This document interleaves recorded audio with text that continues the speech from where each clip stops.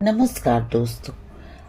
आज हम सुनेंगे सर्वेश्वर दयाल सक्सेना की कहानी एक बेवकूफ चिड़िया। तो ये कहानी शुरू करते हैं। मैं नहीं चाहता कि एक बेवकूफ चिड़िया मेरे कमरे में आए और अपना घर बसाए। घर बसाने से तुम्हें चिढ़ क्यों है? मेरी पत्नी की आवाज थम गई थी। मैं देख रहा था कैसे बिना पूरी तरह समझे हुए उसने मेरे वाक्य में से अपने मतलब का अर्थ निकाल लिया था। औरतें जो चाहती हैं उसे समझने में और जो नहीं चाहती उसे न समझने में कितनी चतुर होती हैं। बेवकूफ चिड़िया वाक्य का पूरा अर्थ वो अपने आप समझ ले, इसलिए टुकड़ा मैंने धीरे से दोहराया। लेकिन वो बिना उस पर ध्यान दिए कहती रही, सभी अपना एक घर चाहते हैं, सबको अपना घर प्यारा होता है। अभी भी उसकी आवाज में तीखापन था। लेकिन अपना घर बसाने के लिए दूसरे का घर कोई क्यों गंदा करे? मेरे वाक्य को उसने जहां से पकड़ लिया था, शायद वो सूत्र छीनने के लिए मैंने धीरे से कहा था। वो निरुत्तर थी, चुपचाप कॉर्निस की ओर देख रही थी। उसकी शांत बड़ी आंखें जो कुछ वहां नहीं था वो भी पकड़े हुई थी। कितनी कम जगह है। उसके स्वरों में करुणा का भाव था। उसी ने तो चुनी है, जगह और भी हो सकती हैं। बेवकूफ चिड़िया, मैंने कहा था। वो उसकी रचना की तन्मयता से विभोर थी।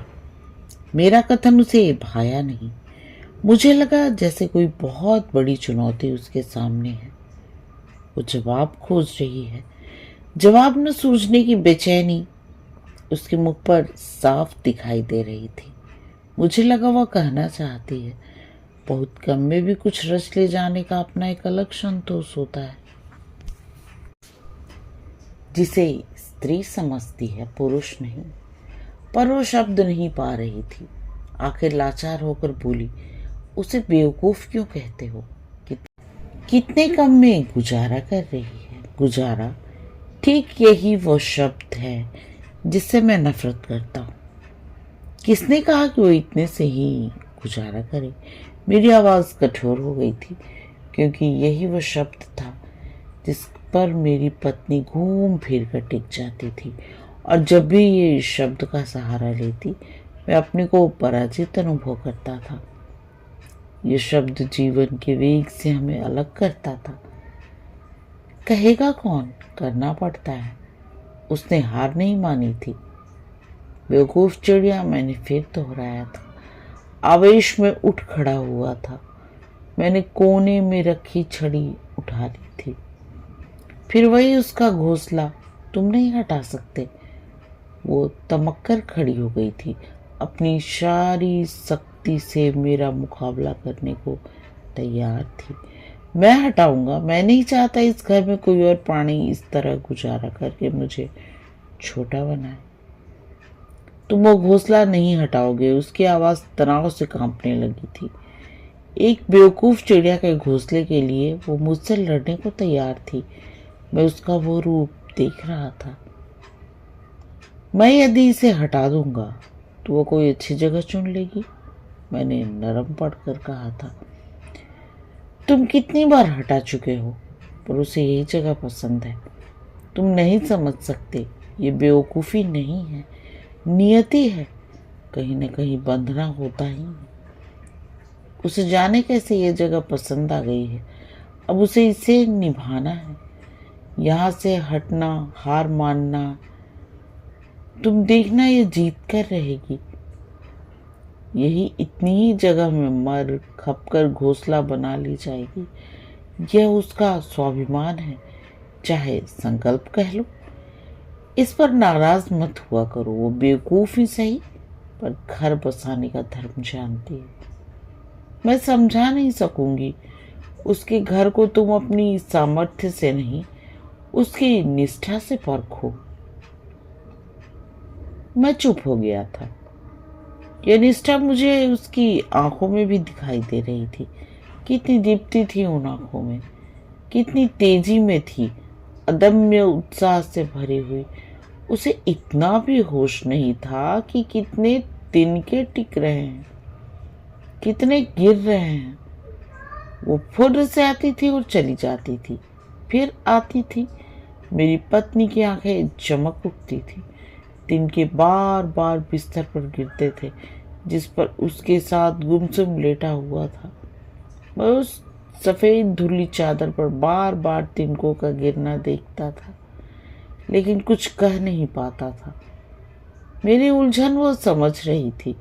काफी देर बाद धीरे से बोली, उस सुख की कल्पना करो जो घोंसला बन जाने पर उसे मिलेगा। तुम्हें यह बुरा लगता है, मैं जानती हूँ, पर सह लो। एक गुजारा कर एक सहे। मेरी आवाज में जो दर्द था उसने उसे चुप कर दिया था। वो काफी देर तक कुछ सोचती रही, फिर बोली, आखिर तुम चाहते क्या हो? मैं चाहता हूं तुम निष्ठा ही नहीं सामर्थ्य को भी मानो। इसकी खोज सत्य हो गई है। निष्ठा सामर्थ्य का विराम बन गई है। एक फैली जगह पा लेने की सामर्थ्य उसमें है, पर निष्ठा के नाम पर अपने सामर्थ्य को पहचानने की शक्ति खो चुकी है। ये मैं सह नहीं पाता। लेकिन कहीं तो खोज खत्म होगी ही। खोज वही खत्म हो जहां सामर्थ्य खत्म होती है। इस बार चिड़िया के घोंसले का काफी भाग बिस्तरे पर गिर पड़ा था। वो तिनके जमाने के लिए लड़ रही थी। मेरी पत्नी चुपचाप उठी और उन तिनकों को समेटकर उस जगह फेंक आई जैसे कोई पूजा के फूल फेंकता है। 19 वर्ष तक एक मौन समझौता हमारे बीच रहा। मैंने बेवकूफ़ी स्वीकार कर ली थी। घोंसला नहीं हटाता था, यद्यपि गर्मियां शुरू होते ही उनसे तंग आ जाता था। बीच में दुर्घटना हुई। मुझ में आशा जगी कि इसके कारण जो सदमा उसे पहुंचा है उससे शायद मेरी बात उसकी समझ में आ जाए। बात यह हुई कि एक चिड़िया बड़ी विचित्र परिस्थिति में मरी हुई पाई गई। उसी कमरे में एक सुबह हम बैठे चाय पी रहे थे। मेरी पत्नी की नजर खिड़की पर टिक गई। एक हल्की सी चीख उसके मुंह से निकल पड़ी और चेहरा जर्द पड़ गया। आंखों में अजीब सा भय था। एक बात है, मैंने पूछा। चिड़िया जिधर वह देख रही थी उधर मैंने देखा, पर कुछ दिखाई नहीं दिया। उसकी आंखों में इतना भय था कि मैं ये भी पूछने का साहस नहीं कर पा रहा था, कहाँ? मैं उसके और पास खिसक गया और उसकी दृष्टि जहां गड़ी थी उधर फिर टटोलने लगा, पर कुछ दिखाई नहीं दिया। अपनी असमर्थता पर मुझे लज्जा आई। वो देखो, उधर पर्दे की सिलवटों में एक चिड़िया की लाश एक फंदे से झूल रही थी। हमने खिड़की पर गर्दखोर भूरे रंग की पुरानी धोती के पर्दे डाल रखे थे। कोई व्यवस्था न होने से खिड़की की चौखट में 2 कीले गाड़कर सूत की एक पतली डोरी के सहारे पर्दे लटका दिए गए थे। धुलने के लिए निकालने में दिक्कत न हो इसलिए डोरी में गांठ की जगह सरक फंदा ही लगा रखा था। चिड़िया की गर्दन उस सरक फंदे में लिपटी कसी हुई थी। लगता है ऐसा हुआ होगा कि घोंसला बनाने के लिए उसकी नजर सूत की डोरी पर गई होगी। उसे ले जाने की कोशिश में डोरी की चोंच में पकड़कर वह लटकी होगी, फड़फड़ाई होगी और किसी तरह फंदा कस गया होगा। गर्दन के ऊपर डोरी जिस तरह ऐंठी हुई थी उससे लगता था वह आखिरी सांस तक फड़फड़ाई है। यह आत्महत्या है। ये फंदा उसकी निष्ठा ने लगाया है। शायद यह कहकर मैं उसे चोट पहुंचाना चाहता था, पर उसने जैसे सुना नहीं, या हो सकता है वो ये सुनना न चाहती हो, क्योंकि वह कह रही थी कितने दिनों से वह यहाँ मरी लटकी है, हमने देखा तक नहीं। वो मरी ही इस तरह। अब क्या करे? एक निरुपाय कराह उसके मुंह से निकली, अभी हटवा देता हूँ। अब से कमरे में इनका आना जाना बंद। अपने ही कारण तुम्हें देखना पड़ा है। वो चुप थी, हथेलियों से आंखें बंद किए हुए बैठी थी। बहुत देर तक उसी तरह बैठी रही। इस बीच मैंने उसे हटवा दिया। वह सूख कर हल्की हो गई थी, जैसे कागज की हो। तुम रो रही हो? वो कुछ नहीं बोली, उसी तरह बैठी रही। क्या सोच रही हो? इतने दिनों वो यहाँ टंगी रही और हमारे सारे काम हम करते रहे। नहीं, तुम कुछ और सोच रही हो, मैंने कहा। नहीं, उसकी आवाज कांपती हुई ढीली थी। तुम पछता रही हो? तुम्हारी समझ में अब आ रहा है कि वो बेवकूफ थी? नहीं, वो अपने घोंसले के लिए मरी है, वो बेवकूफ नहीं थी। उसने नम आंखों पर से हथेली हटाकर तीखी और तिलमिलाई हुई आवाज में कहा था। उसकी आस्था से मैं सहम गया था।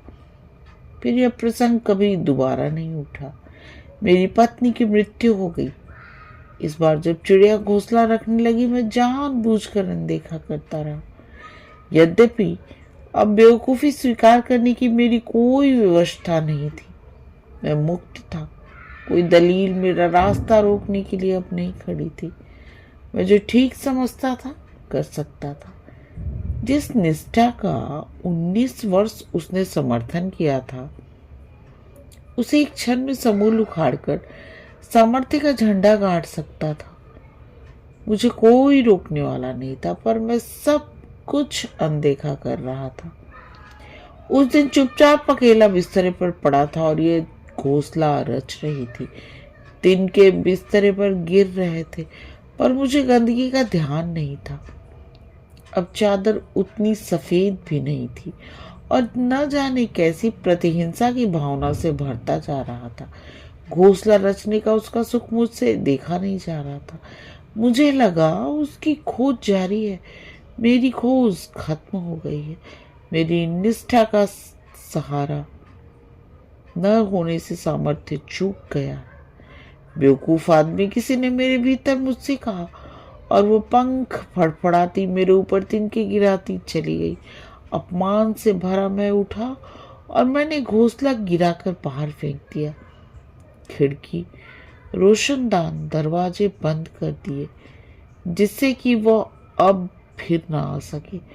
19 वर्ष बाद एक बेवकूफी से छुटकारा पाने का सुख या संतोष मुझ में नहीं था।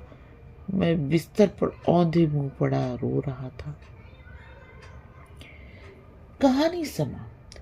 कहानी सुनने और अपना कीमती समय देने के लिए आप सबका बहुत बहुत धन्यवाद।